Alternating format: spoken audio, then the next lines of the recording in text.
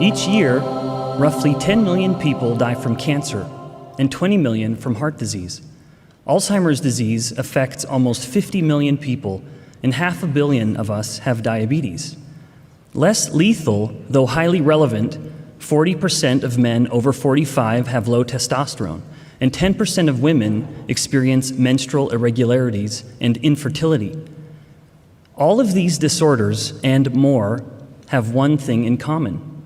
Each of them, to varying degrees, is caused or exacerbated by a change in the actions and levels of the hormone insulin, a condition known as insulin resistance. And you might have it. Odds are you do. Do you have more fat around your belly than you think is healthy? Do you have high blood pressure?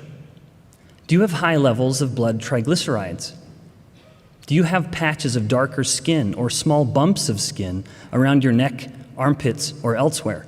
Diabetes mellitus is an insulin disease. In these early stages, insulin is elevated, but blood glucose is still normal, a state we know as insulin resistance. If someone is moderately overweight and has hypertension, the person is almost assuredly insulin resistant. Through 5 known distinct mechanisms, insulin resistance causes pathological changes in the way the heart and blood vessels function, creating a series of unfortunate events that culminate in an elevated blood pressure and increased effort with each heart contraction.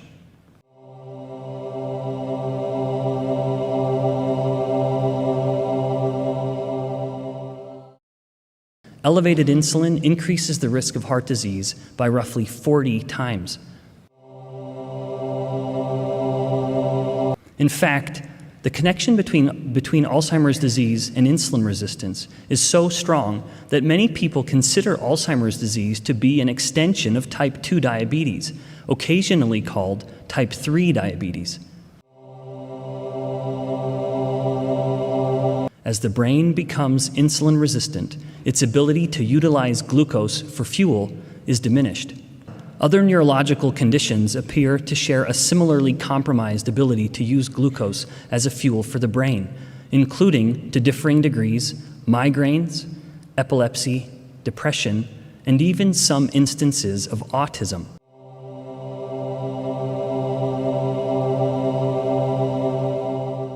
We must control insulin to control metabolic health.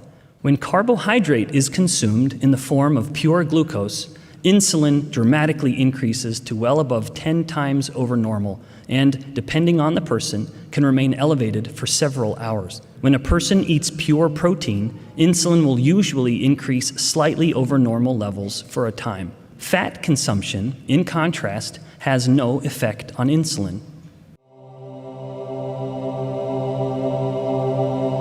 We need to control carbohydrates. If the carbohydrate comes in a bag or a box with a barcode, it's likely one to be careful with. Of course, sugar, in its many forms and clever names, is uniquely terrible. This includes fruit juice and smoothies.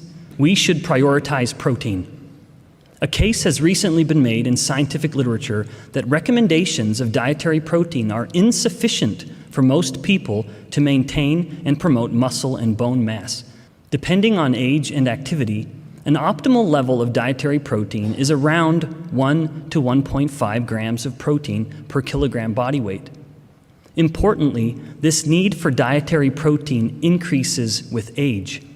As we get older, we need more protein. We need to stop fearing fat.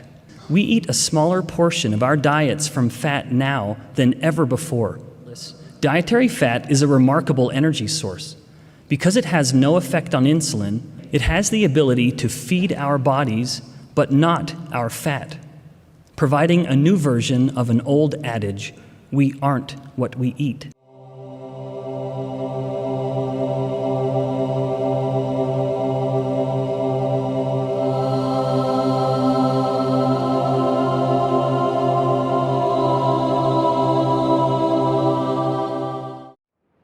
Annotated and summarized, easy to share with loved ones. The description below the title for this video has these summary points.